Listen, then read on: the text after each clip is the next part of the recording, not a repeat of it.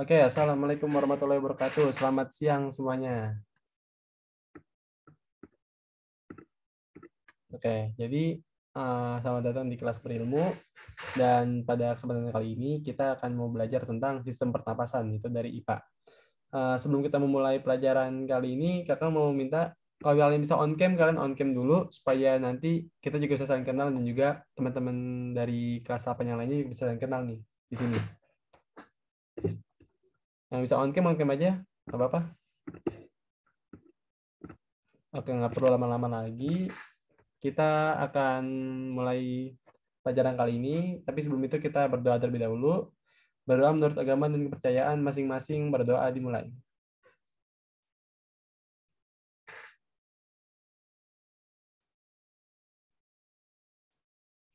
Amin ya rabbal alamin, berdoa dicukupkan. Oke, udah siap semuanya? Siap, Kak. Oke, siap. Hari ini kita akan belajar tentang sistem pernapasan ya. Nah, jadi pasti pasti kita sebagai manusia tuh pasti selalu bernapas kan. Bernapas setiap waktu, setiap detik, setiap kapanpun pasti kita bernapas. Karena bernapas itu adalah salah satu kebiasaan tingkah laku manusia yang memang wajib banget. Kalau nggak napas kan berarti ini nanti. Nah, jadi sistem pernapasan nih. Sebelum kita pertama ada organ pernapasan.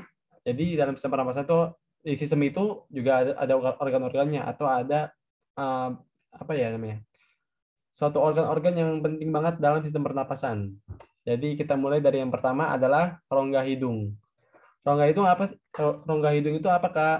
Nah, rongga hidung itu adalah eh, ini hidung kita di sini. Nah, hidung kita di sini itu akan terjadi penyaringan udara, proses penyaringan udara oleh rambut hidung. Jadi kalau misalnya kalian tahu, jadi di hidung kita itu ada kayak rambut-rambutnya dan rambut-rambut itu apa ya? Rambut-rambut itu tuh berfungsi untuk menyaringkan udara yang kita hirup. Jadi supaya udara kita tuh akan tetap apa ya terbagus lah gitu, pokoknya terkualitasnya makin bagus lagi kalau misalnya kita kena rambut hidung kita itu, dan rambut hidung itu berfungsi untuk penyaringan udara, proses penyaringan udara. Nah, nggak cuma penyaringan udara doang, di situ kita di rongga hidung juga ada penghangatan suhu udara agar sesuai suhu tubuh oleh kapiler udara dan udara dilembabkan oleh lapisan lendir. Jadi di dalam hidung itu kita juga ada penghangatan suhu udara. Fungsinya apa? Fungsinya adalah untuk agar sesuai dengan suhu tubuh oleh kapiler darah gitu. Nah, dan di situ di rongga hidung juga tempat udara dilembabkan oleh lapisan lendir. Jadi di rongga hidung itu kita ada lapisan lendir juga, dan itu fungsinya untuk melembabkan udara kita. Jadi di rongga hidung ada tiga. Itu satu adalah penjaringan udara oleh rambut hidung, kedua adalah penghangatan suhu udara, ketiga ada pelembapan udara yang dilakukan oleh lapisan lendir. Jadi ada tiga fungsi ini, tiga proses ini ada di rongga hidung. Begitu teman-teman. Kedua kita ada faring. Faring itu apa sih, Kak? Faring itu adalah organ yang terletak antara saluran pernapasan dan saluran pencernaan. Jadi apa ya? Ini sebelum kerongkongan dan tenggorokan gitu. Jadi intinya faring itu kayak sebelum kerongkongan tenggorokan gitu. Dan ini terletaknya di antara saluran pernapasan dan pencernaan. Gimana di sini nih? Kalau kita lihat di gambar ini, ya, gambar ini ada faring sih. Tapi faring itu pokoknya sebelum laring ya. Di sini faring itu sebelum laring. Jadi faring itu kayak sekitaran di sini. Faring itu sekitaran di sini, mungkin. Ya, di sini. Di sini ada faring. Nah, dia terletak antara saluran pernapasan dan pencernaan. Begitu, teman-teman. Ketiga, ada pangkal tenggorokan atau laring. Nah, ini laring di sini ya. Kalau di gambar ini laring di sini. Laring itu fungsinya buat apa, Kak? Laring itu fungsinya adalah untuk, bukan fungsi, dia apa ya? Terdapat katup epiglotis dan pita suara. Jadi di laring itu ada dua komponen. Satu ada katup epiglotis. Katup epiglotis itu adalah suatu katup yang dimana kita ada kayak penutupnya gitu loh. Penutupnya jika ada makanan atau udara masuk kan yang kan tenggorokan dan kerongkongan itu ini ya sama ya, masih bukan sama, tempatnya sama ya, tempatnya sama dan bersebelahan. Nah, tenggorokan kerongkongan ini di adanya ketup epiglotis ini itu digunakan agar makanan atau udara kita tidak salah saluran. Jadi kita ada saluran dua saluran nih ya. Saluran tenggorokan dan saluran kerongkongan. Nah, jadi epiglotis ini tuh berfungsi kalau misalnya nih kita lagi makan terus kita sambil ngomong gitu, sambil ngomong sama teman-teman nih. Lagi makan sama ngomong sama teman-teman. Nah, pasti kita batuk kan kayak kalau lagi makan kayak tersedek kayak gitu kan, tersedek itu. Nah, itu dikarenakan atau epiglotisnya itu makanan tadi yang makanan yang kita makan itu hampir masuk ke saluran tenggorokan. Nah, itu kan bukan saluran dia. Nah, oleh karena itu katup epiglotis berfungsi untuk kayak gini, hai makanan ini bukan saluran kamu ada di sini. Jadinya pas salurannya itu mau pengen ke tenggorokan, ya itu karena kita juga ngomong juga kan, kita sambil hirup nafas juga, jadi yang tenggorokannya juga kebuka. Nah, pas di dekat saluran tenggorokan tuh pasti kita tersedekin sama si katup epiglotis agar kita nggak salah saluran gitu. Jadi katup epiglotis tuh berfungsi banget untuk dalam tenggorokan dan kerongkongan kita gitu. Dan ada pita suara. Pita suara itu adalah satu organ ya di mana itu tempat suara kita tuh ada gitu. Ini suara kita ini ada nih. Ini karena suara kita kalau misalnya kalian pegang leher kalian, itu leher kalian pasti ada yang berdengung gitu kan, kayak pas kalian ngomong terus kalian ada berdengung gitu. Nah, itu karena ada pita suara. Begitu, teman-teman. Nah, itu kedua katup epiglotis dan pita suara ada di laring. Oke. Yang keempat, itu ada batang tenggorokan. Kalau yang tadi pangkal tenggorokan laring, tempat katup epiglotis dan tempat pita suara, keempatnya ada batang tenggorokan atau trakea. Nah, trakea itu yang mana sih, Kak? Trakea itu yang ini nih. Nah, ini trakea nih. Trakea nih ya. Trakea itu fungsinya buat apa? Trakea itu berfungsi untuk menolak debu. Sebenarnya trakea itu juga tempat penyaringan udara juga. Bisa dibilang sih tahap kedua ya. Karena dia juga terdapat silia. Silia itu sama kayak rambut hidung, tapi kalau silia itu kayak lebih halusnya gitu sih kayaknya. Lebih halusnya untuk menolak debu gitu. Jadi sebenarnya di sistem pernapasan itu dua kali kita disaring udaranya. Pertama saring udara di hidung, kedua saring udaranya di trakea. Nah, di trakea itu disaring udara oleh silia agar menolak zat-zat yang tidak diinginkan gitu. Itu batang tenggorokan atau trakea. Terus yang kelima ada cabang batang tenggorokan atau bronkus. Bronkus itu yang ini, yang percabangan pertamanya. Yang ini bronkus ya. Bronkus itu fungsinya buat apa, Kak? Bronkus itu sebagai percabangan dari batang tenggorokan. Jadi trakea lurus, nah itu ketemu dua percabangan. Percabangan kiri dan percabangan kanan. Nah, habis itu percabangan itu namanya adalah bronkus. Nah, bronkus ini juga berfungsi, kan kita ada dua paru-paru nih di tubuh kita. Nah, jadi bronkus itu kayak uh, terhubungnya dari tenggorokan sampai ke paru-paru kita, begitu. Jadi bronkus ini juga berguna dalam sistem pernapasan kita sebagai percabangan dari batang tenggorokan. Terus yang keenam ada bronchiolus. Bronchiolus itu percabangan dari bronkus. Nah, jadi kalau ini bronkus, nah bronchiolus yang mana, Kak? Bronchiolus itu yang ini. Nih, pokoknya di sini di dalam paru-paru kita itu ada percabangan juga, guys. Ada percabangan juga di sini, ya. Yuk. Oke. Nanti pokoknya sini ada percabangan sih, percabangan nih. Percabangan di sini kan tuh. Nah, percabangan itu namanya adalah bronchiolus. Jadi bronchiolus itu adalah percabangan dari bronkus dan bronkus itu adalah percabangan dari trakea. Begitu, teman-teman. Terus setelah itu ada paru-paru. Nah, paru-paru ini yang paling penting nih. Paru-paru ini uh, ada pokoknya itu di paru-paru itu ada ada alveolus. Alveolus itu merupakan gelembung-gelembung halus yang terdapat pada paru-paru. Nah, jadi gelembung-gelembung halus apa Kak? Jadi gelembung-gelembung halus atau alveolus ini buat apa Kak? Nah, jadi alveolus ini berguna untuk tempat pertukaran gas oksigen dan karbon dioksida. Jadi di alveolus itu kita ada tempat pertukaran ya, tempat pertukaran antara gas oksigen, pertukaran oksigen dan karbon dioksida di situ. Namanya alveolus. Dan selaput pembungkus paru-paru itu disebut pleura. Jadi pleura itu kayak selaputnya dari paru-paru gitu. Jadi paru-paru itu juga punya selaput, nah namanya pleura. Terus yang ke-8 ada diafragma. Diafragma adalah organ tubuh yang memisahkan rongga perut dan dengan rongga dada dan berfungsi sebagai otot utama yang digunakan dalam proses menarik dan mengeluarkan napas. Jadi jadi diafragma itu organ ya yang memisahkan rongga perut kita dan rongga dada. Ntar diafragma ini juga berfungsi banget nih buat pernapasan, terutama pada pernapasan perut. Di mana diafragma ini sebagai otot utama yang digunakan dalam proses menarik dan mengeluarkan napas. Begitu teman-teman. Oke, sampai sini mungkin ada yang mau ditanyakan? Tidak, Kak. Tidak. Oke, cukup jelas ya. Mungkin nanti kalau misalnya kalian yang mau tanya, silakan aja. Yang mau tanya, boleh lewat chat atau secara langsung boleh. Oke, kita lanjut teman-teman ke mekanisme pernapasan. Nah, ini.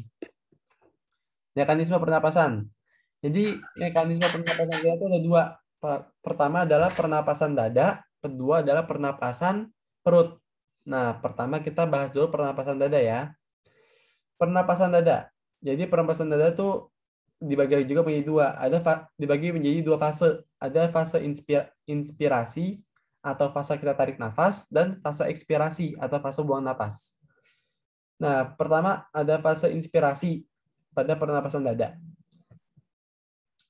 Fase inspirasi pada pernapasan dada itu ada 7 ciri-ciri, itu adalah saat pertama otot antar tulang rusuk berkontraksi, ya.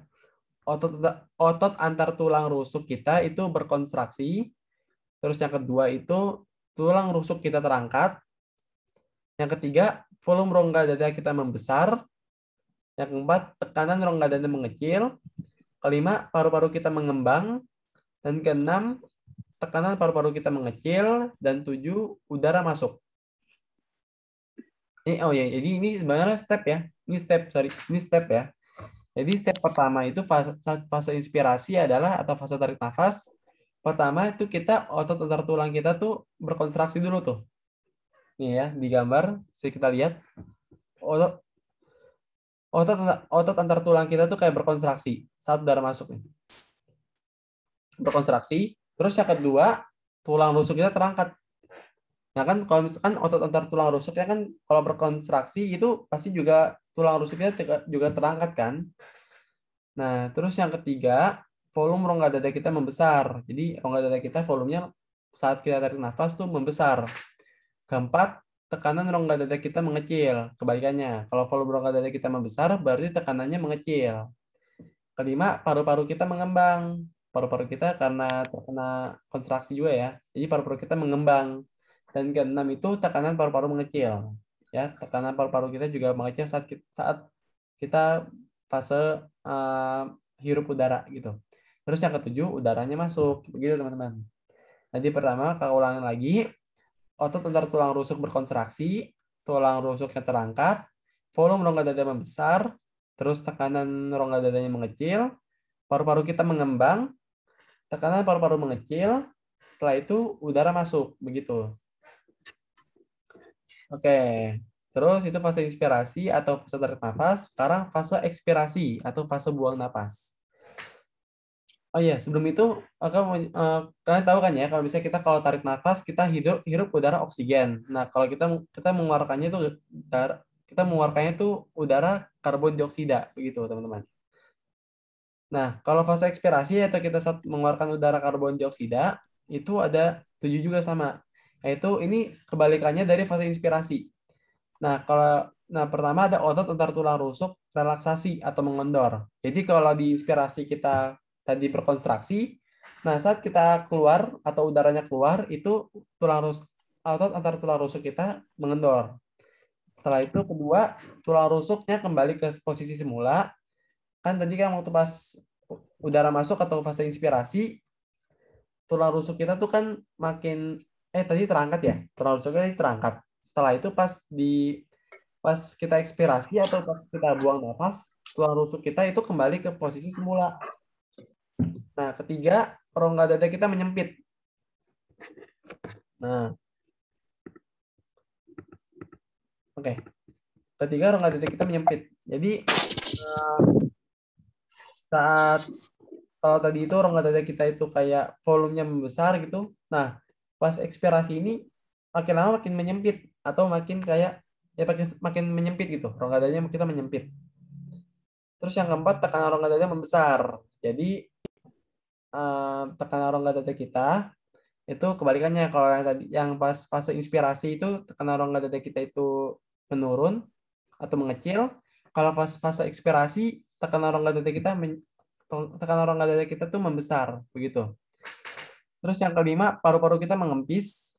Kalau yang tadi itu paru-parunya itu tadi kan mengembang ya. Kalau pas fase inspirasi mengembang, tapi saat kita ekspirasi itu itu paru-paru kita mengempis begitu.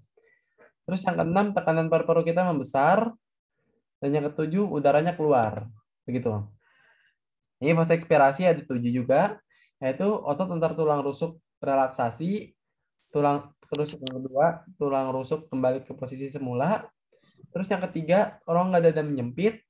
Keempat, tekanan rongga dada membesar. Kelima, paru-paru mengempis. Keenam, tekanan paru-paru membesar. Ketujuh, udaranya keluar. Begitu. Oke, untuk pernapasan dada apa ada yang mau ditanyakan? Enggak, Kak. Kak. Oke, kita lanjut ke pernapasan perut. Nah, bedanya apa sih Kak pernapasan perut sama pernapasan dada? Nah, nanti kakak kasih tahu. Pertama kakak akan jelas dulu fase inspirasi. Karena pernapasan dada, pernapasan perut juga punya 2 fase, yaitu adalah fase inspirasi dan fase ekspirasi. Yaitu inspirasi tarik nafas, ekspirasi buang nafas. Fase inspirasi dari pernapasan perut itu adalah pertama, otot diafragma berkontraksi. Nah, jadi kita menggunakan diafragma kita itu pada pernapasan perut. Ya. Jadi pernapasan perut ini, otot diafragma ini juga ikut serta pernapasan juga. Pernapasan gitu di pernapasan perut. Jadi pertama, otot diafragmanya berkontraksi. Yang kedua, diafragmanya menjadi datar. Ya, diafragma kita jadi datar nih, jadi datar. Terus yang ketiga, rongga dada kita membesar. Sama kayak pas inspirasi, pas pernapasan dada, rongga dada kita membesar juga kan. Volume rongga dada juga membesar. Terus yang keempat, tekanan dalam rongga dada mengecil. Kelima, paru-paru kita mengembang. Keenam, tekanan dalam paru-paru mengecil. Ketujuh, udaranya masuk. Jadi pernapasan perut ini pada fase inspirasi sama seperti fase inspirasi saat pernapasan dada. Tapi bedanya adalah ini mengikut sertakan diafragma gitu. Terus yang kedua ada fase ekspirasi atau fase buang napas. Fase buang napas adalah saat kita mengeluarkan karbon dioksida. Kalau fase inspirasi saat kita menghirup oksigen begitu. Nah, saat fase ekspirasi itu pertama otot diafragma kita berelaksasi. Jadi kalau pas inspirasi itu diafragma kita berkontraksi ototnya, tapi saat fase ekspirasi otot diafragma ini kita berelaksasi. Terus yang kedua, diafragma kita melengkung ke atas. Kalau misalnya tadi itu kita kalau di inspirasi diafragma kita kan mendatar ya, mendatar begitu. Ini sama kayak gini nih, sama kayak seperti ini. Nah tapi kalau misalnya di ekspirasi itu tekanan lagi. Diafragma kita itu lebih melengkung ke atas saat kita fase ekspirasi. Ya, pokoknya pas kita buang nafas tuh diafragma kita melengkung ke atas, tidak mendatar. Yang ketiga, rongga dada kita mengecil. Terus yang keempat, tekanan dalam rongga dada membesar. Sama juga seperti yang fase ekspirasi di pernapasan dada ya. Terus yang kelima juga paru-paru mengempis. Dan keenam, tekanan udara paru-paru membesar. Sama seperti yang fase ekspirasi pernapasan dada. Terus yang ketujuh, udara keluar. Nah, jadi kesimpulannya bedanya pernapasan dada sama pernapasan perut adalah pernapasan dada itu tidak mengikut sertakan diafragma. Tapi kalau pernapasan perut lebih mengikut sertakan diafragma. Ya, jadi diafragma itu digunain banget di pernapasan perut. Biasanya pernapasan perut tuh yang gunain tuh biasanya orang-orang yang suka nyanyi gitu. Penyanyi-penyanyi gitu pasti biasanya suka pernapasan perut. Gitu teman-teman. Oke, ada yang mau ditanyakan mungkin dari pernapasan perut atau pernapasan dada? Enggak, Enggak, Kak. Kak. Tidak, Enggak, Kak. Kak. Oke. Kita lanjut lagi ke siap ya, masih siap ya, masih semangat ya semuanya. Iya, Kak. Ya, Kak. Makasih, Kak. Oke, siap. Nah, ketiga kita ada volume udara pernapasan. Nah, jadi kalian pasti pernah lihat kayak gini kan di sekolah, ya. Nah, ini adalah apa ya? Kayak kurva gitulah, kurva dalam volume udara pernapasan gitu. Kita akan bahas satu-satu. Pertama kita ada volume tidal. Volume tidal itu yang oke, kalau misalnya di grafik ini volume tidal tuh yang ini ya. Volume tidal itu yang ini. Ini tulisannya ya. Nih. Volume tidal itu di sini. Volume tidal itu di sini. Jadi volume tidal itu adalah volume udara pernapasan atau inspirasi biasa yang biasanya lebih kurang 500 cc atau 500 ml. Jadi saat kita nafas biasa ini, nafas biasa kayak gitu, kayak pokoknya nafas biasa kita setiap hari itu namanya pernapasan biasa. Pernapasan biasa itu menghasilkan volume udara. Volume udara yang namanya volume tidal. Volume tidal itu besarnya lebih kurang dari 500 ml. Nah, kalau misalnya kita baca dari grafik ini, nah kan volume tidal itu berarti kan yang ini ya. Ini volume tidal. Jadi volume tidal itu pokoknya untuk nanti untuk baca kurvanya nanti kakak bahas juga. Habis kakak jelasin semua volume udaranya. Terus yang kedua ada volume cadangan inspirasi atau udara komplementer. Volume cadangan inspirasi kan ini narik nafas ya, atau komplementer, atau bisa biasa disebutnya udara komplementer itu volume udara yang masih dapat dimasukkan secara maksimal setelah bernapas atau inspirasi biasa. Jadi saat kita mau pengen nafasnya sekuat-kuat tenaga gitu, kayak gitu. Pokoknya bernafasnya kayak sekuat tenaga itu volumenya besarnya lebih kurang dari 1.500 ml. Lebih kurangnya 1.500 ml. Jadi udara komplementer itu adalah udara saat kita bernapas atau inspirasi secara maksimal. Gitu. Ketiga ada volume cadangan ekspirasi. Volume cadangan ekspirasi kan tadi kan adalah fase buang napas ya. Jadi atau udara suplementer. Jadi udara suplementer atau volume cadangan ekspirasi adalah volume udara yang kita hembuskan secara maksimal. Jadi ini kayak kebalikannya dari udara komplementer.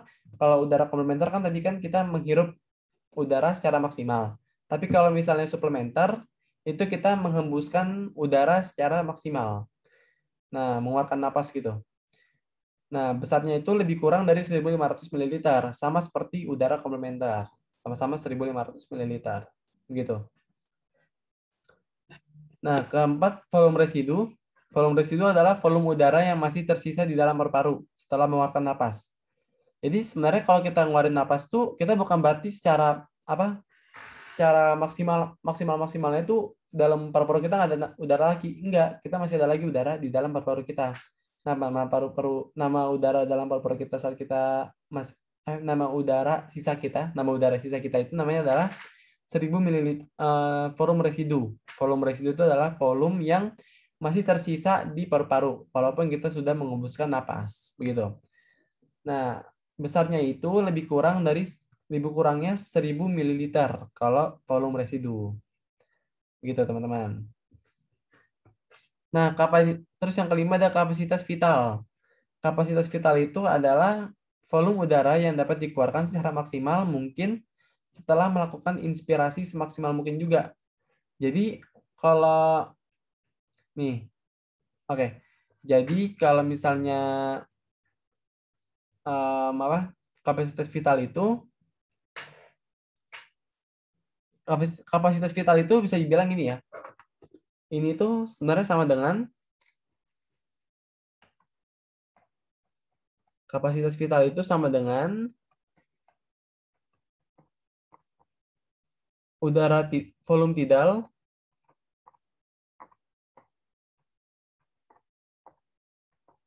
ditambah udara komplementer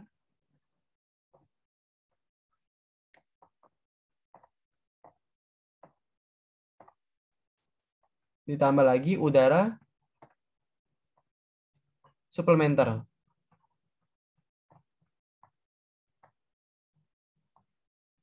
Nah, jadi kapasitas vital itu adalah jumlah dari volume tidal, udara komplementer dan udara suplementer itu dijumlahin, dapatlah kapasitas vital. Ya, nih ialah jumlah dari volume tidal ditambah volume cadangan inspirasi tambah volume cadangan ekspirasi. Nah, coba aja kita hitung ya. Mungkin volume tidal 500 ml. Terus ditambah lagi udara komplementer itu berapa?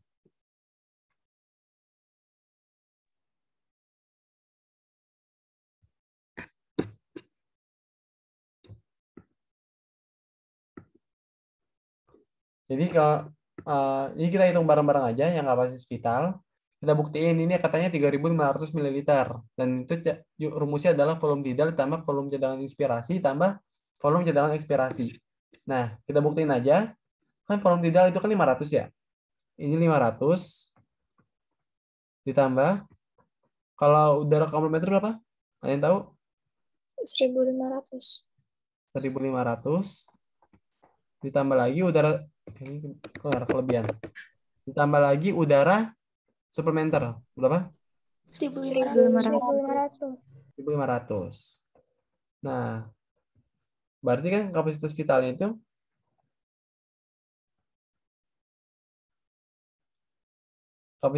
itu berarti sama dengan 500 tambah 1.500 berapa? 3.500. 3.500 totalnya. Oke, jadi 500 tambah 1.500 itu adalah 2.000, 2.000 tambah 1.500 adalah 3.500 mililiter. Jadi benar berarti. Kalau misalnya kapasitas vital itu adalah 3.500 mililiter. Oke. Nah, untuk pembacaan grafiknya itu begini. Jadi volume tidal itu, ini kan volume tidal 500 ml nih. Volume tidal itu di sini nih. Nah, cara bacanya adalah ini 3.000 ini 2.500 ya. Ini 2.500. Nah, 3.000 kurang 2.500 kan 500 ml tuh. Nah, berarti 500 ml volume tidal. Terus ini 1.500 ml itu dari ini 4.500 dikurangin 3.000. Jadi sama dengan 1.500 ml. Nah, yang ini juga volume ekspirasi itu juga dari 2.500 dikurangi 1.000 sama dengan 1.500 ml. Volume sisanya itu 1.000 dikurangi 0 sama dengan 1.000 ml. Nah, volume totalnya itu dari 4.500 dikurangi 4.500 sampai 0 gitu. Itu volume total paru-paru. Nah, kapasitas vitalnya itu dari 4.500 dikurangi 1.000 gitu. Nanti kalian bisa lihat di modul ya. Nah, faktor-faktor frekuensi pernapasan ada 5. Itu adalah umur, jenis kelamin, suhu tubuh, posisi tubuh, dan kegiatan tubuh.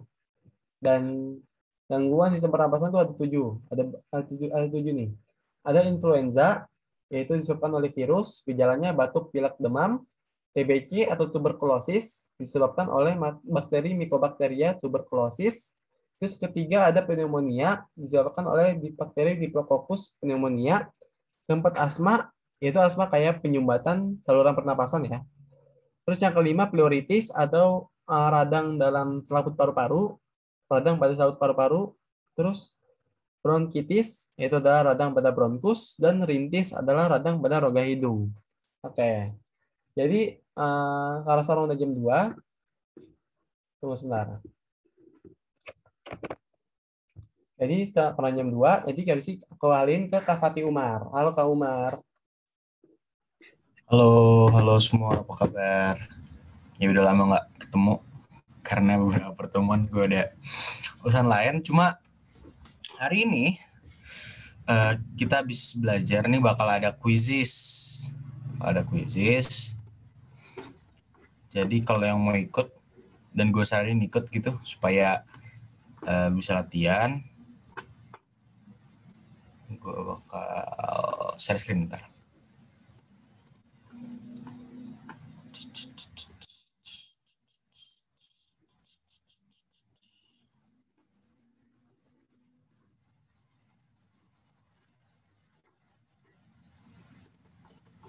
Ini yang mau ikut. Nah, yuk. 845 919. Saya join teman-teman.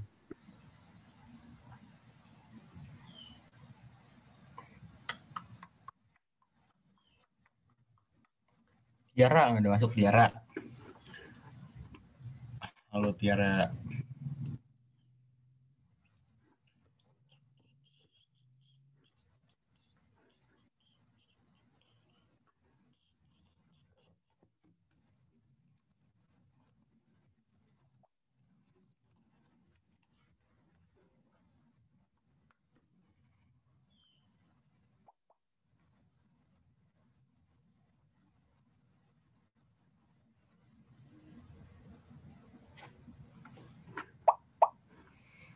Yuk.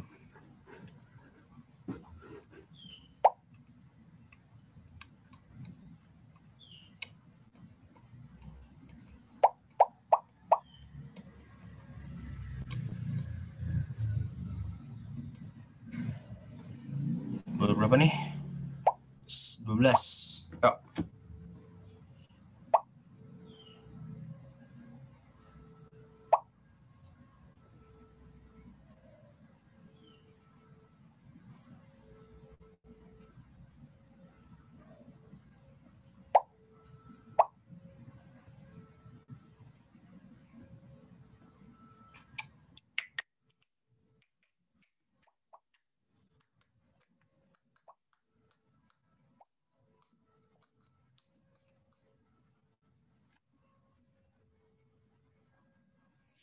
Udah 21.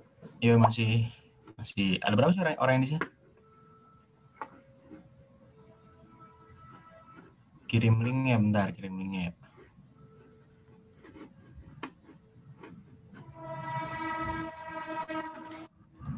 Nih ya, tuh bisa langsung klik link tuh.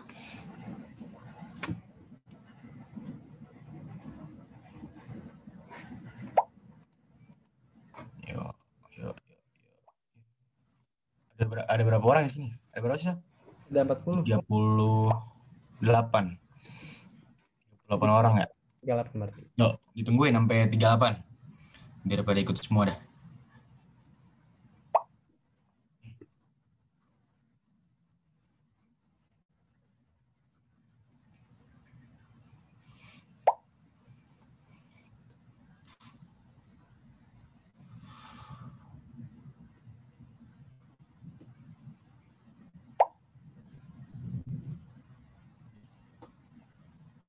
Dua 29, ayo yang lain.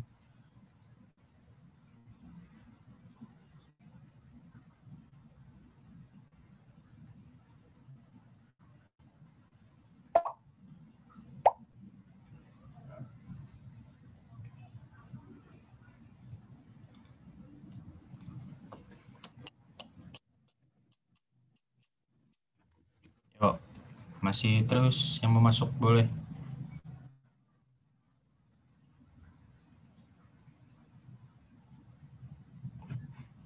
Ada lagi nggak? Kita mulai jam 14.10 deh. Yuk, yang masih belum join, boleh join dulu. Ntar 14.10 kita mulai. biar bareng-bareng sama-sama lihat gimana tadi hasil belajarnya, siapa yang paling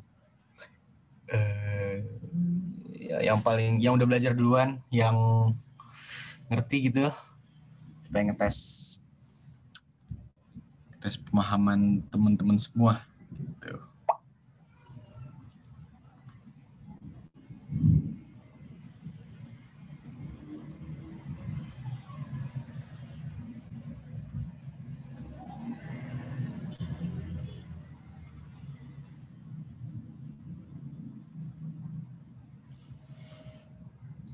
Ayo.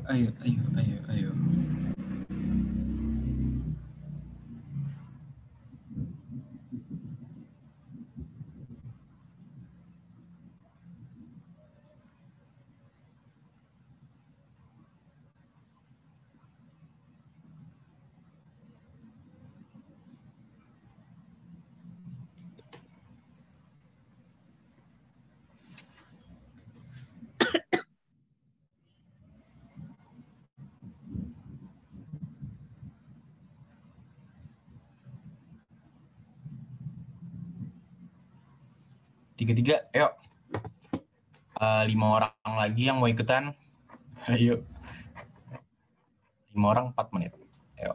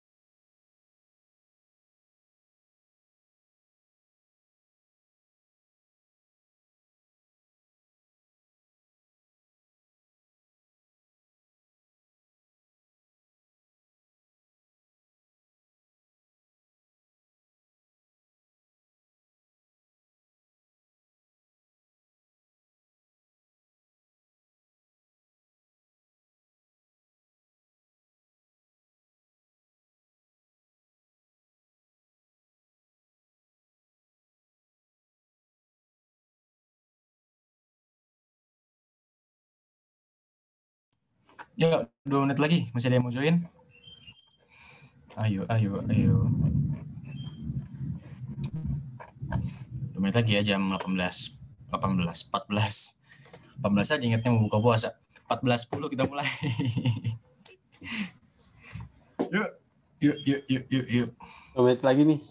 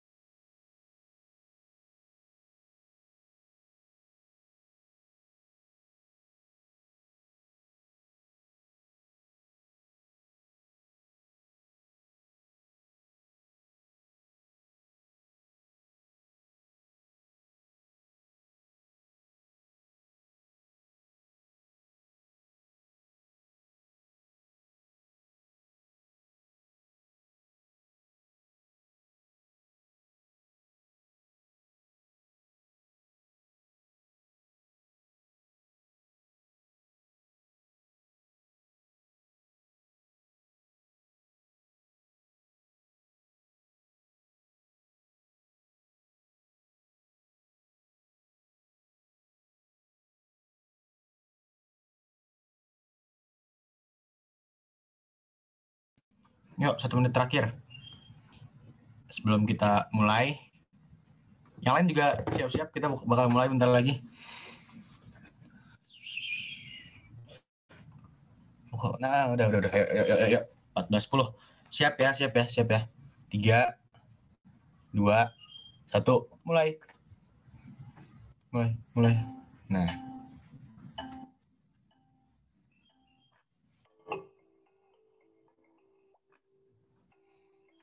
selamat mengerjakan teman-teman.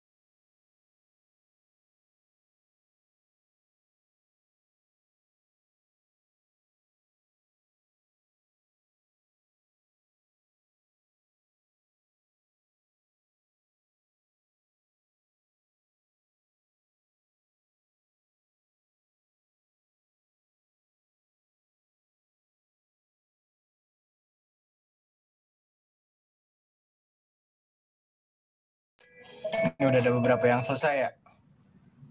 Papa lanjut yang belum selesai juga masih ada. Lanjut aja dulu, nggak apa santai. Ntar bisa kita bahas baru soal-soalnya. Yuk.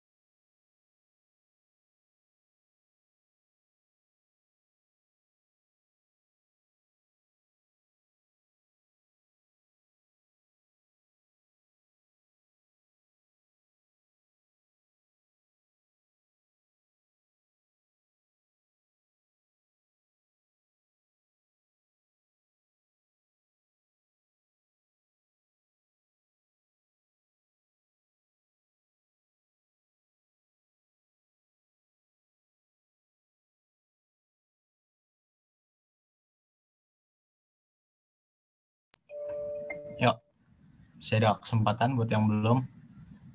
Oh, udah semua. Ada yang nggak apa-apa, nggak ngerti juga nggak apa-apa, nggak maksa. Ada yang strik dia 99 nih berhasil. Congrats. Alright.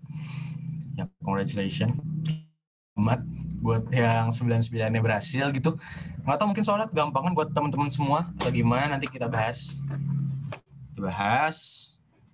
Soalnya gue ini aja.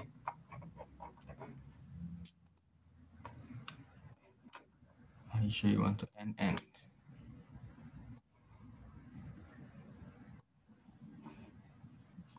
Siapa tuh nomor 1? Hore. Agatha Rahel, Vivi, Agatha Rahel, Karin, terus Vivi. Yoi, selamat.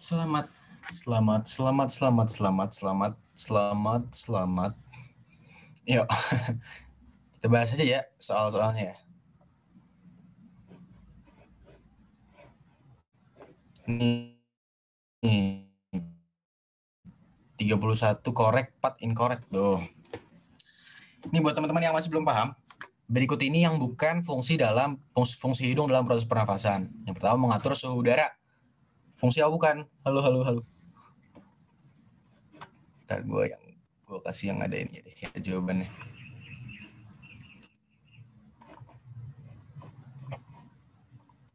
My library, bentar ya.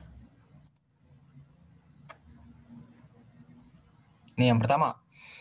Berikut ini yang bukan merupakan fungsi hidung dalam proses pernapasan adalah, coba kita satu-satu. Mengatur suhu udara yang masuk ke dalam paru-paru. Nah, ini fungsi hidung oleh, ayo teman-teman semua ada yang tahu bagian hidung mana yang mengatur suhu udara? Kapiler darah.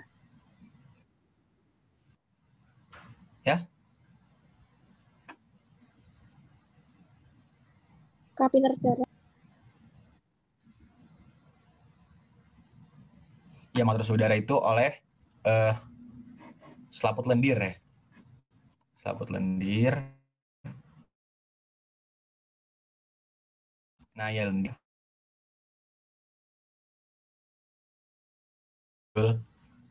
Mantap. Itu semuanya jadi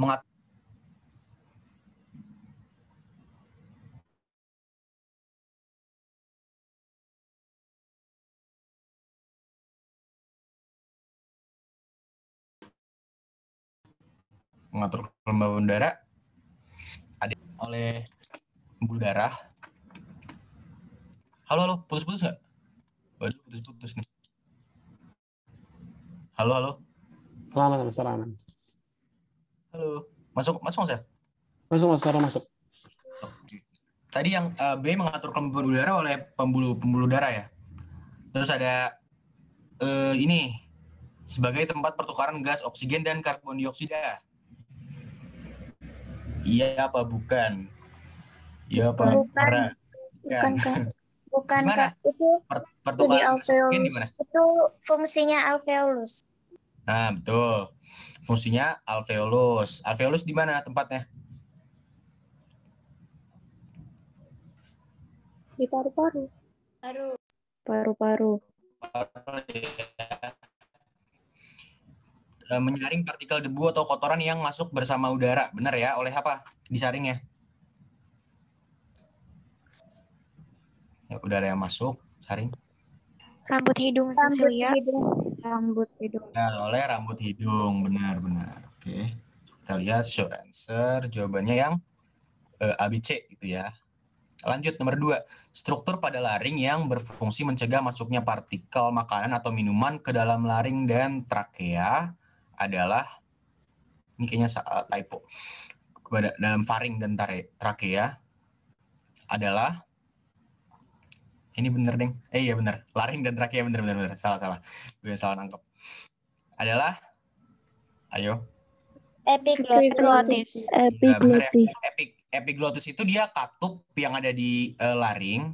Jadi dia kalau misalkan kita makan, itu dia bakal nutup. Jadi nanti nggak masuk ke dalam gitu. Tapi kalau misalkan kita lagi napas, nanti dia bakal ngebuka supaya udaranya masuk ke dalam. Jadi begitu tubuh kita agak-agak magic juga, gimana dia bisa ngesensor mana yang masuk nih, masuk udara apa makanan. Ya, jadi epiglotis dia katup yang bisa ngebuka dan menutup laring ya, akses masuk laring. Gimana cara show answer? Nah, ini ya, tonsil, pita suara buat ngeluarin suara, silia ada di hidung tadi. Lanjut. Oh, udah kelihatan. Jaringan dalam paru-paru yang berfungsi sebagai pertukaran gas oksigen dan karbon dioksida. Tadi udah dijawab ya. Jawabannya yang mana? Alveolus. Benar. Kita bahas satu-satu. Opsinya pleura. Pleura apa? Ada yang tahu pleura? Selaput pelindung Selaput paru-paru. Ya, pleura itu selaput. Ya, betul. Terima kasih Karin, Sinta, Kiara, Siti Kamal. Pleura itu selaput yang melapisi paru-paru ya. Dia selaput. Diafragma? Cekat rongga. Ya, diafragma itu tadi yang dipakai buat pernapasan perut. Ya, betul. Yang membatasi pernapasan perut dan pencernaan. Betul banget. Terus ada lobus. Lobus ini apa lobus? Bagian paru-paru. Nah, ya pintar. Apa ini udah dipelajarin di sekolah belum sih materinya? Udah. Kak. Oke, mantap. Lobus tuh bagian paru-paru ya, ada 3 apa 4 gitu. 3. Ya, pokoknya dia bagian dalam paru-paru, bagi kanan kiri macam-macam gitu pembagian. Alveolus itu jaringan, dia bentuknya kayak anggur-anggur gitu, kayak bola-bola gitu kalau lihat di fotonya. Nanti dia fungsinya buat nukar oksigen dan karbon dioksida. Fun fact-nya, kita tuh napas, itu yang keluar lebih banyak oksigen. Jadi sebenarnya nggak begitu banyak karbon dioksida yang keluar dari alveolus, dari pernapasan kita. Jadi kita napas oksigen, sebagian besar yang kita keluarin juga masih oksigen. Jadi bukan semuanya oksigen semua ditukar karbon dioksida, nggak gitu sistemnya.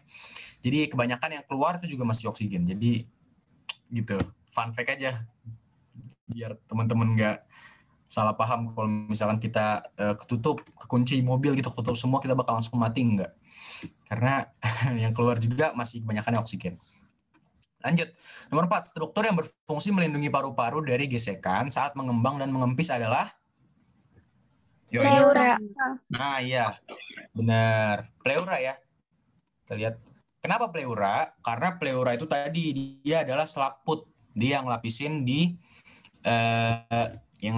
di luar paru-paru, dia selimut gitu, dia casing istilahnya, dia casing. Jadi kalau misalkan kan dia mengembang mengempis nih, kadang-kadang ntar dia takutnya nyenggol jantung, dia nyenggol organ-organ lain gitu, kena tulang dada. Nah, itu nanti dilindungin sama pleura sebagai selaput. Lanjut, berikut ini yang bukan merupakan faktor yang mempengaruhi frekuensi pernapasan adalah Suhu lingkungan. yang mana?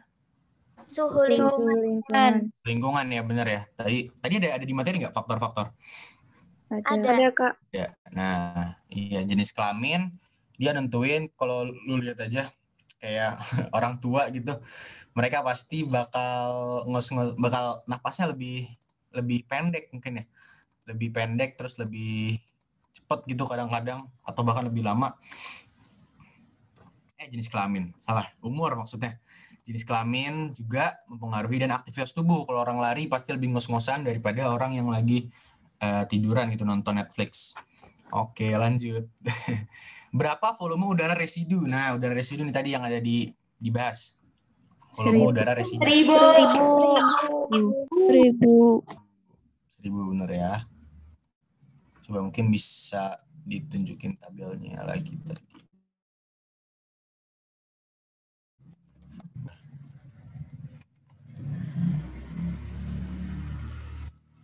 Ini kelihatan nggak? Gue buka ini Google.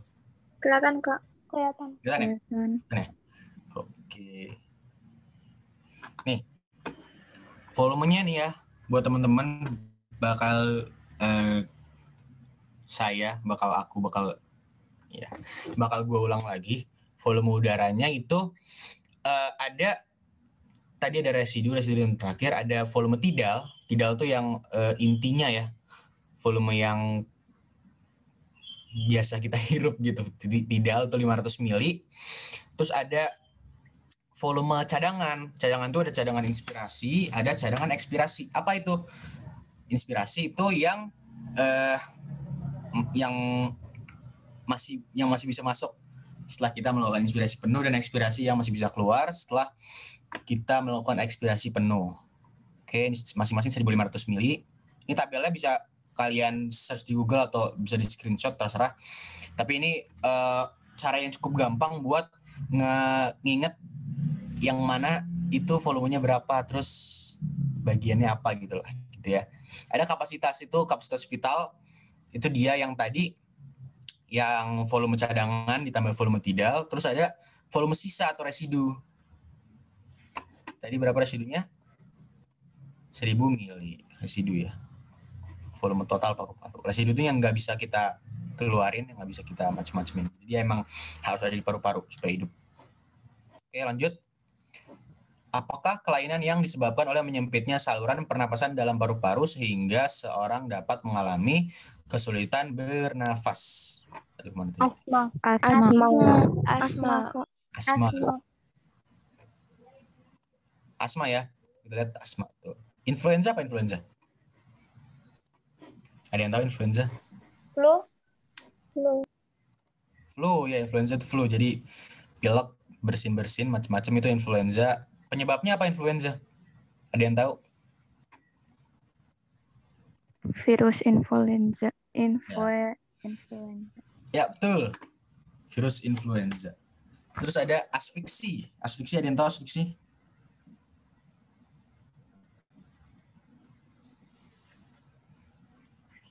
Halo? Oh, nggak ada ya?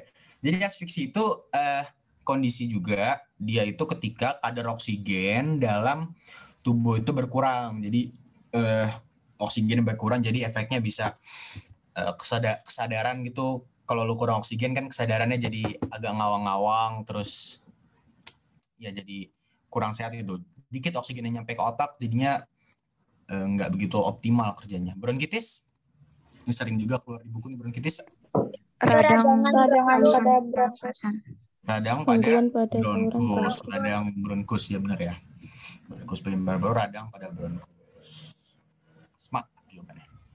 Lanjut, nomor 8. Paru-paru seseorang pasien penuh dengan cairan. Setelah dianalisis, ternyata juga ditemukan bakteri Streptococcus pneumoniae. Pasien tersebut terserang penyakit pneumonia ya. Jadi udah kelihatan nih, pneumonia udah ada di namanya. Gitu, jadi dia kena pneumonia. Karena kita tahu dari nama virusnya, kalau misalkan kita penuh dengan cairan doang, itu bisa jadi dia bukan kena pneumonia, bisa jadi dia paru-paru basah atau penyakit lainnya gitu. Kita bahas lagi, tadi asma itu menyempit ya daerahnya. Terus tuberkulosis, apa tuberkulosis? Nih.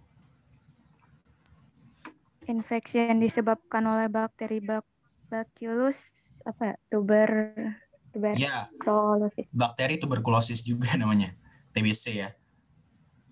Bakteri TBC. Terus kanker paru-paru. Nah, kanker paru-paru itu ya kanker yang kejadian di paru-paru. Gitu, ini cukup gampang karena udah ada namanya. Pneumonia. COVID itu juga pneumonia ya, jadi hati-hati aja teman-teman, stay safe. Terakhir, berikut ini merupakan upaya dalam menjaga kesehatan sistem pernapasan manusia adalah Tidak merokok. Tidak merokok ya, jangan merokok teman-teman ya. Karena merokok itu berbahaya dan berdampak buruk bagi kesehatan jiwa dan raga. Kalau kita lihat nih, ini gampang, cuma kadang-kadang agak-agak tricky. Duduk di dekat perokok aktif. Duduk di dekat perokok aktif tuh nanti teman-teman jadi perokok pasif ya.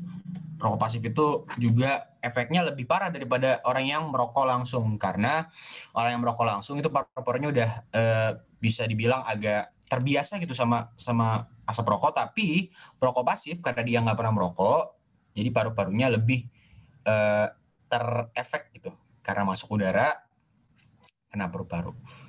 Kalau teman-teman pernah lihat gitu iklan di iklan di apa? Di TV. Kalau udah lewat jam 10 malam ya. Di TV itu biasanya ada iklan layanan masyarakat gitu, rokok yang isinya orang lehernya bolong. Kalau teman-teman pernah lihat. Yaitu salah satu dampak buruk merokok, baik aktif maupun pasif. Berolahraga di malam hari. Nah, ini kenapa nih? Kenapa berolahraga di malam hari bukan menjaga kesehatan? Kan berolahraga. Kenapa tuh? Karena Ada yang cuma tahu? capek doang, nggak dapat efek dari sinar matahari yang bikin sehat. Oke, boleh. Yang lain ada yang tahu? Yang ada hubungannya sama pernapasan mungkin?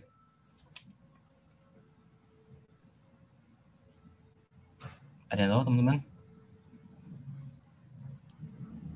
Nah, ini hubungannya gini ya. Jadi, berolahraga di malam hari, ini maksudnya selain tadi yang soal sinar, kalau berhubungan sama pernapasan, nih maksud berolahraga tuh kita lari gitu, lari keliling kampung, keliling ya macam-macam gitu malam-malam. Kenapa? Karena di malam hari itu pohon dia nggak memproduksi oksigen, teman-teman.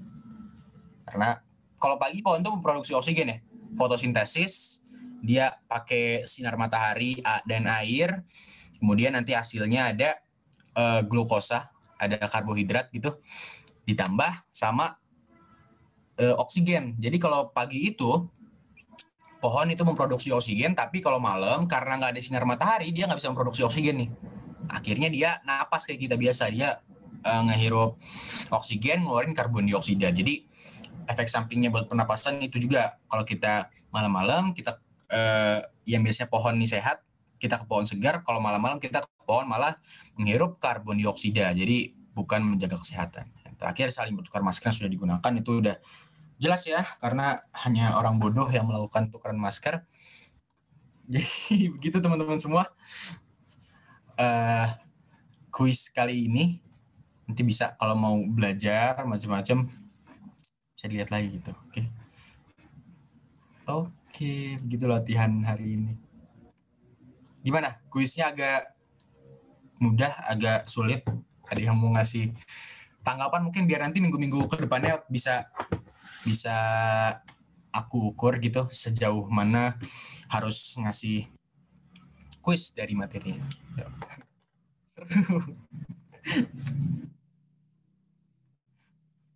Agatha nggak usah privacy, Agatha.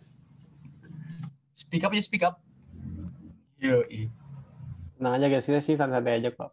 Oke. Ya, itu santai. Kita terima juga kok apa tanggapan dari kalian. Kita masih ada yang mau dibahas lagi, Sam? Pak. Teman-teman ada yang mau ditanyain nggak? Ya mungkin yang mau tanyain mungkin. Iya, ntar daripada nanya ke guru kan, malas ntar malah disuruh jawab pertanyaan, malas kan. Jadi nanya aja ke kita, kalau kita mau nggak jahat kok. Iya. Ada yang mau nanya kan?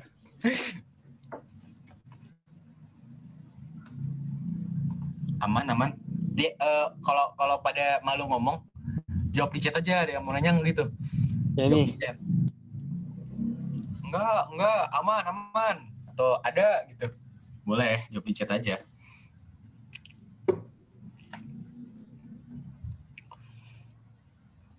Mungkin ada yang mungkin masih ada yang bingung dari sistem pernapasan tuh ada yang bingung gitu organ-organnya, pernapasan perut atau dada atau faktor atau yang lainnya. Aman kak, kata Vivi tuh. Di everyone aja Vivi, santai. Tenang aja deh, everyone aja. Everyone aja. Kita baik-baik kok, aman.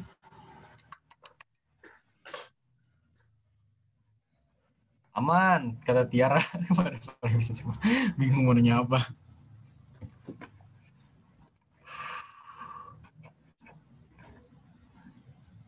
Sebenarnya materi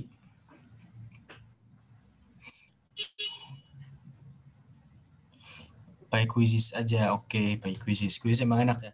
Dulu kita pakai Kahoot, cuma Kahoot tuh agak ribet karena ntar nge-lag macam-macam gitu. Jadi quizzes lebih bagus.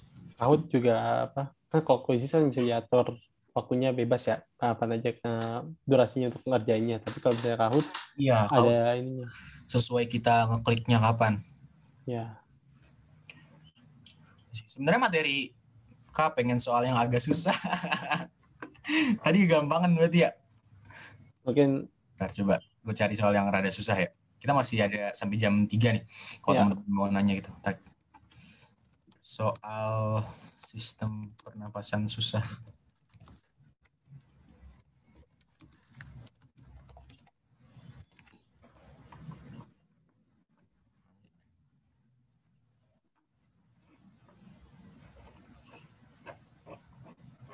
Mana yang susah ya? Ini kelas berapa?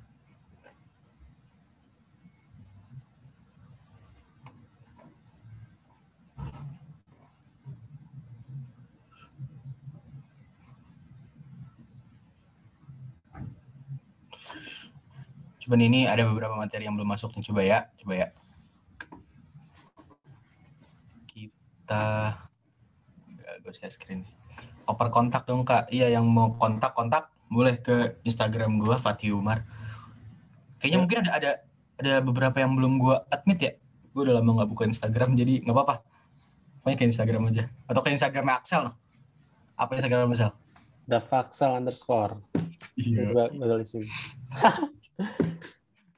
Nih. Inspirasi pernapasan dada menyebabkan apa coba jawabannya? Jawabannya masih sini nggak ada kan? Ini. Nah. Ini tuh jawabannya nggak? A. Otot tulang rusuk relaksasi dan volume paru membesar. B. Otak tulang rusuk berkontraksi dan volume paru tetap. C. Otak tulang rusuk berkontraksi dan volume paru membesar. D. Otak tulang rusuk berkontraksi dan volume paru mengecil. A, B, C, D, E. Otak tulang rusuk relaksasi dan volume paru mengecil. Apa tuh? Inspirasi ya, masuk. Otot tulang rusuk Yang C bukan, Kak? berkontraksi dan volume membesar. Yang C. Yang C. C ini semuanya nih. Nggak ada yang berdebat. Di antara A sampai E, Kak. Apaan? Di antara A sampai E, Kak, jawabannya. Bisa begitu. Iya. Kalau bisa gue ujian juga mau gitu aja. Salah satunya Bu. Nggak salah. Apa? Apa kata tadi C ya? Otak tulang rusuk berkontraksi dan volume paru membesar. Kenapa otak tulang rusuknya kontraksi pas masuk? Kenapa kontraksi teman-teman? Kan bukannya dia masuk udara, volumenya membesar, terus malah lebih sedikit tempat buat ngelakuin kontraksi. Gimana coba? Kenapa dia berkontraksi? Karena kalau relaksasi itu namanya ekspirasi. Benar juga sih, benar juga. Soalnya mana Kak? Ini enggak, ini kelihatan nggak sih? Kelihatan kan? Kelihatan, Kak. Redmi Note 8. Itu kelihatan kok.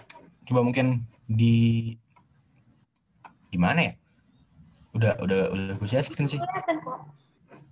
Coba nih, kirim fotonya deh. Biar yang lain pada bisa lihat juga ya. Sabar.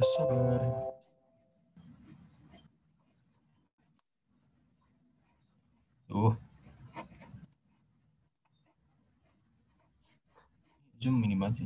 Udah. Nih gue kirim fotonya di chat ya supaya yang nggak kelihatan share screen-nya nggak bisa juga dikirim. Ya udahlah. Nah gitu. Kenapa kontraksi? Karena coba teman-teman semua napas gitu. Kan dia mendekat gitu ya tulang dadanya gitu. Dekat. Jadi awalnya gini nih. Setelah dia gitu. Kayak berkontraksi, gimana sih bahasa itulah. Dan volume paru-paru membesar. Kenapa membesar? Karena kenapa membesar? Rongga udara terisi Karena udara. kan banyak udara oksigen. Iya benar ya itu. Karena paru-parunya banyak masuk angin paru-parunya, jadi lebih besar ya, kayak balon gitu. Nomor 4. Nah, nih mau yang susah, mana yang mau susah? Reaksi yang terjadi pada pernapasan internal, yuk. Mana yang tadi katanya mau susah nih? Itu soalnya nih. Apa yang susah? Nabila Eka. Muncul kamu. Perhatikan reaksi-reaksi berikut. 1. Hb CO2 menjadi Hb plus CO2. Yang kedua ada HbO2 jadi Hb plus O2. 3. Hb plus CO2 jadi HbCO2. Keempat, HbO2 jadi Hb plus O2 jadi HbO2. Nah, yang mana reaksi yang terjadi pada pernapasan internal? Ayo. 2 dan 4. 2 dan 4. 2 dan 4. 2 dan 4. Bukan. 4. HbO2 menjadi Hb plus O2. Ya, salah jawabannya 2 dan 3. 2 dan 3. Kenapa 2 dan 3? Hb itu hemoglobin ya? Hb hemoglobin, O2. Nih, pas terjadinya pertukaran gas, tepatnya dalam respirasi seluler. Gue belibet nih, lagi puasa kurang air ya teman-teman, maaf ya. Setelah oksihemoglobin, HbO2 terbentuk di paru-paru, oksigen akan lepas dan selanjutnya menuju cairan jaringan tubuh untuk digunakan dalam proses metabolisme sel. Sementara itu, karbon dioksida yang diangkut oleh darah sebagian kecil akan berkaitan dengan sama hemoglobin, lalu membentuk karboksihemoglobin. Jadi gitu. Jadi yang pertama itu di paru-paru. Di paru-paru tuh dia misah ya, hemoglobin sama O2 nih, misah. Jadi hemoglobin tuh istilahnya kayak taksi gitulah. Bilang taksi, dia ketemu oksigen sama ketemu CO2. Nah, ntar dia bisa milih dia mau ngantar yang mana, oksigen apa CO2. Tapi biasanya dia lebih milih CO2 daripada oksigen karena lebih asik aja gitu. Mungkin CO2 lebih kalem, lebih nggak rewel. Jadi dia biasanya lebih tertarik sama CO2 dibanding sama O2. Itulah makanya kalau misalkan teman-teman semua ngerokok atau misalnya bukan ngerokok juga sebenarnya, atau teman-teman semua ngirup CO2, itu biasanya nanti bisa pusing juga gitu kalau kebanyakan karena oksigennya itu kurang yang ke otak, kurang yang ke seluruh tubuh, karena hemoglobinnya lebih milih jalan bareng sama si CO2 gitu. Sebagian kecil berkaitan dengan hemoglobin lalu membentuk, nah gitu ya.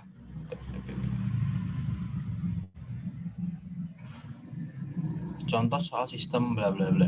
Pernapasan dada dan pernapasan perut pada dasarnya memiliki perbedaan pada, ini tadi udah disebutin sama Axel juga tadi ya, bedanya.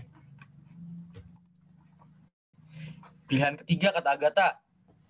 Yakin? Yang lain ada yang tahu? C. Berbeda pendapat. C. Kak. 3 juga benar sama otot yang berkontraksi. Benar nggak? Pilihan ketiga benar.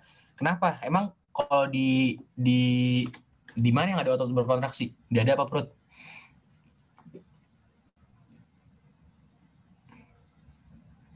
Halo. Di perut, Kak. Perut. Kalau di dada apa yang berkontraksi? Tulang antar rusuk. Nah, gitu benar ya. Tulang tadi kalau di dada tulang yang berkontraksi, kalau di perut otot yang berkontraksi. Contoh soal sistem pernapasan, ketika kita mendaki gunung, seringkali kita mengalami kesulitan untuk bernapas atau sesak napas hingga frekuensi bernapas menjadi tinggi dan mual. Hal ini dapat disebabkan oleh hal-hal berikut kecuali, nah yang mana nih? 1. Tekanan parsial, oksigen di udara yang tinggi, kadar oksigen yang rendah, tubuh melakukan aktivitas berat, memiliki penyakit asma, atau terlalu cepat mendaki. Nah tuh, yang mana tuh? Tubuh melakukan aktivitas berat. Yang? C atau B? C atau B? A, D, E, F, Antara Y, 4 sampai I, J, K, L, M, N, O, P, Q. Yang mana? Coba kita lihat. Yang pertama. A. Pilihan yang pertama. Kenapa tekanan parsial itu nggak ngaruh?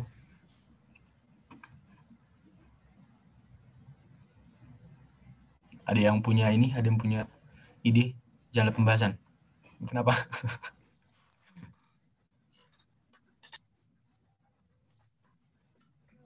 Ada yang punya perkiraan gitu? Kira-kira kenapa tekanan parsial nggak berpengaruh?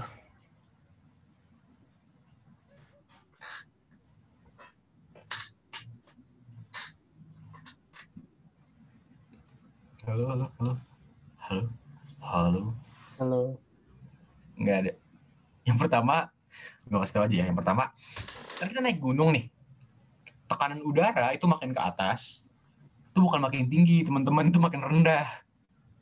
Jadi daripada kita di sini nih, sama kita di puncaknya Cermek, gunung Cermek atau Gunung Salak atau gunung apa gitu, itu lebih rendah di sana tekanannya ya, karena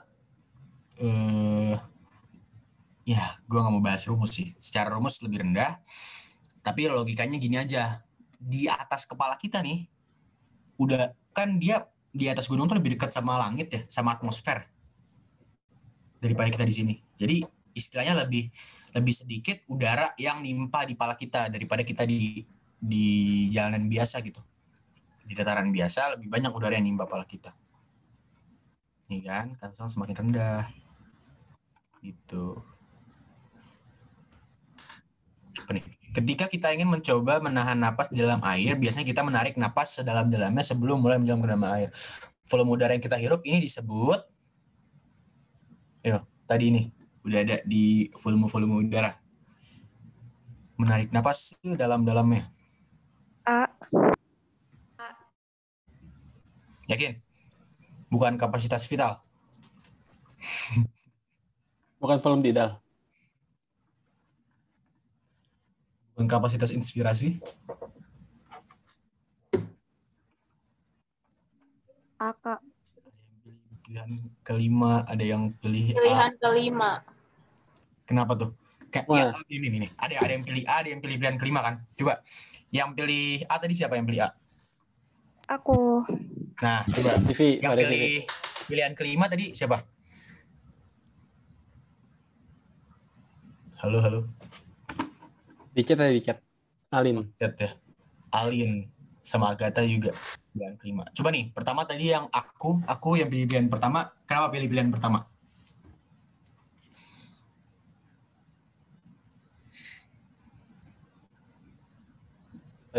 Ayo, tadi Vivi ya? Vivi namanya, Vivi. Kenapa, Vi?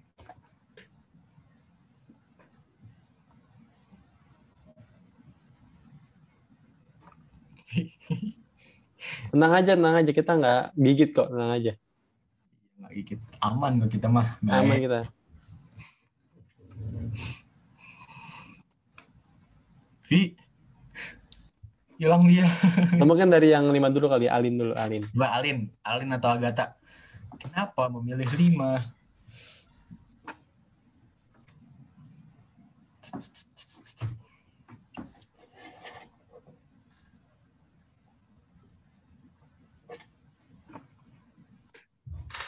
Halo. Nggak dijawab, sedih banget. Oke, mungkin bisa kita bahas aja kalau Umar nih. Udah kita bahas aja ya. Jadi teman-teman bisa bayangin nih, kita gini dulu deh, kita bedain antara volume sama kapasitas. Oke. Pertama, volume itu tuh volume jumlah udara.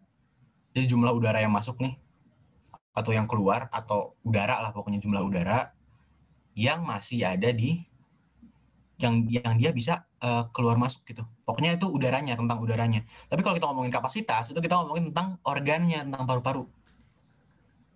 Jadi kita ngomongin kapasitas vital, misalnya kapasitas vital, itu kita ngomongin tentang kondisi paru-paru ketika penuh gitu, penuh sama inspirasi dan ekspirasi total. Nah ini kita ngomongin tentang paru-parunya kalau kapasitas. Kalau volume kita ngomongin tentang udaranya. Oke, gitu ya. Jadi yang ditanya di sini apa? Udaranya ya, karena ditanya volume udara yang kita hirup. Nah, udaranya. Jadi kita bukan ngomongin tentang kapasitas di paru-paru, kita ngomongin tentang udaranya. Jadi jawabannya yang kelima. Kok lah? Lu kelima sih? Oke, gue salah, maaf. Gue sendiri quiver ya. Maaf teman-teman. Oke. Gue kira yang satu loh. Oke, maaf. Maaf ya teman-teman ya. Maaf teman-teman, maaf. Napas secara biasa disebut dengan volume tidal. Selain itu, bla bla bla bla bla. Kita menghirup napas dalam-dalamnya, berarti kita melakukan inspirasi biasa. ditambah dengan inspirasi udara komplemen. Volume 3 ditambah volume udara komplemen disebut kapasitas inspirasi. Oh, jadi maksudnya dia ini bukan cuma udara yang tambahan doang ya. Jadi maksudnya dia itu udara tambahan nih ditambah udara tidal, udara yang biasa. Jadi gitu teman-teman. Oke, jadi gua ralat aja. Mungkin gini nih supaya lebih make sense gitu ya. Kita bedain kalau kapasitas itu dia gabungan dari beberapa volume. Nah, gitu aja supaya lebih nangkap gitu. Kapasitas itu gabungan dari beberapa volume. Dalam in this case gitu, itu adalah volume tidal ditambah volume inspirasi. Terus ada kapasitas ekspirasi misalnya, berarti volume tidal ditambah volume ekspirasi gitu ya. Jadi dia gabungan dari beberapa volume. Tadi kalau kapasitas vital gabungan dari inspirasi ekspirasi ditambah tidal. Yang 5. Benar kamu Agatha dan Alin, selamat. Dapat kolak ntar buat buka. Udah habis. Waktu kita juga udah habis. Kita ngapain nih kita? Ngobrol-ngobrol aja lah ya. Mungkin kita mau pengen ngobrol-ngobrol. Teman-teman udah pada libur? Libur belum sih? Libur pada kapan dah? Belum kalau minggu. Belum ya. Pada kapan? Pada libur? Tanggal besok. Ya, Sabtu Kayaknya libur. minggu depan udah mulai Libur panjang. Udah mulai libur minggu depan. Udah. Kita kapan, Sel? Kita minggu depannya lagi nggak sih? Kayak 2 minggu lagi. Nggak tahu, gue udah nggak pernah matiin kalender jadi. Oke, kita sebelum Lebaran kita libur katanya. Ya pasti sih harusnya sebelum Lebaran. Libur. Mau ngapain? Kalian semua libur, orang nggak boleh mudik, nggak boleh keluar, nggak boleh ngapa-ngapain. Gue mau silaturahim ke keluarga gue di Tangerang aja juga nggak boleh. Pada mau ngapain sih libur ntar? Rebahan, nggak ngerjain Rebahan. Rebahan. Astagfirullahaladzim. Istirahat lah ya, istirahat gitu kan. Refresh pikiran tuh saat libur, refresh pikiran gitu. Istirahat mulu. Masalahnya kita sudah rebahan lebih dari 6 bulan teman-teman semua. Ya, betul Saatnya sekali. bergerak. Gitu. Di sini pada banyaknya cewek ya? Ada ini nggak? Ada jantan nggak di kelas ini? Ada. Siapa? Dimas. Halo Dimas. Halo. Yoi. Apa kabar? Baik. Dari mana Dimas? Dari Tangerang, Banten. Oh, Tangerang. Oke. Semangat terus sekolahnya. Semangat sekolahnya ya, guys. Soalnya dari tadi yang gue dengar baru pada cewek-ceweknya aja. Cowoknya ada lagi nggak? Abis. Jais atau Jess. Gue nggak tahu namanya siapa, cuma. Jais cewek nggak sih? Nggak tahu. Ya pokoknya yang cowok-cowoknya juga ikut aktif aja. Ikut ngomong, ikut halo-halo gitu supaya kita kedengeran, supaya belajar bareng. Yoi. Kita sampai 15.05 by the way. Enggak. Emang Iya. nggak tahu. Sampai jam 12 berarti. Bukan itu katanya kita nggak boleh ngaret sampai jam segitu. Oh iya, ya udah deh. Ya kita nggak boleh sampai jam segitu. Rumahnya di mana? Kenapa? Apa tadi?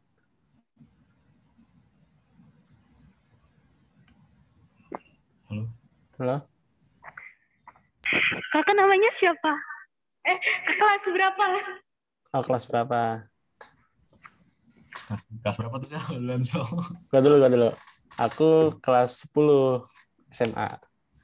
Ya. Saya kelas 11. Kelas 11 SMA gitu. kita sama-sama dari MHT. Kalau teman-teman belum tahu gitu ya. Ya. Bajakan. Bajakan. Kalau teman-teman belum tahu, kita dari MHT. Dari MH Tamrin. Itu adalah sekolah di pojok Jakarta Timur gitu ya, nama daerahnya Bambu Apus. Nggak jelas di mana, itu susah ditemuin di peta. Jauh dari rumah gue juga. Dekat MII ya. Dekat MII. Dekat MII. Susah mau ditemuin di peta juga. Suka banjir. Jadi gitu ya, itulah sekilas tentang sekolah kami. Terima kasih sudah menonton. Banyak Tahiti ya situ. Pada tahu nggak sih sekolah kita? MH Tamrin? Ada yang tahu nggak? Tahu MHT nggak? Tahu MHT? Enggak. Enggak. Oh, enggak. Kasian. Ini kelas 9 tahu nih, biasanya kelas 9 langsung tahu gitu MHT itu apa gitu. Udah mulai research. Lu semua masih pada kelas 8 kan? Kelas 8 dah lah, ntar aja mikirin SMA mah. Gampang masuk SMA mah. Kalem. Nikmatin dulu hidup SMP. Ya, SMP masih panjang. SMA lebih asik lagi, cuma nanti aja dipikirin ya. Oke. Ini seriusan nggak ada yang mau nanya nih? Nanya aja nggak mesti soal pelajaran. Santai aja kita. Kak Axel single nggak? Aduh, siapa yang? Itu Dimas yang nanya. Bahaya. Jawab gak ya? Jawab aja. Bercanda. Maaf Dimas. Kak Umar tuh kayak masih single tuh. Ada yang mau ini?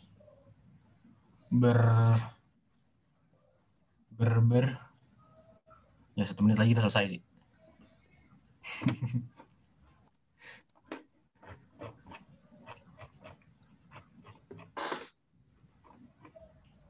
Semoga pelajaran kita bermanfaat tadi ya buat kalian semua. Ya, semoga bermanfaat. Semoga bantuin kalian ngehabisin waktu puasa gini secara bermanfaat ya. Daripada rebahan doang, nonton YouTube, nonton Netflix, nonton apalah gitu. Ya minimal bisa sambil belajar. Ya. Semoga bantuin kalian gitu. Walaupun tadi soalnya kegampangan atau gimana. Oke. Nah, Kak Umar boleh ditutup aja doa. Oke, teman-teman, sebelum kita menutup pelajaran hari ini, LKBK kita berdoa terlebih dahulu. Berdoa menurut agama yang percaya masing-masing, berdoa dimulai.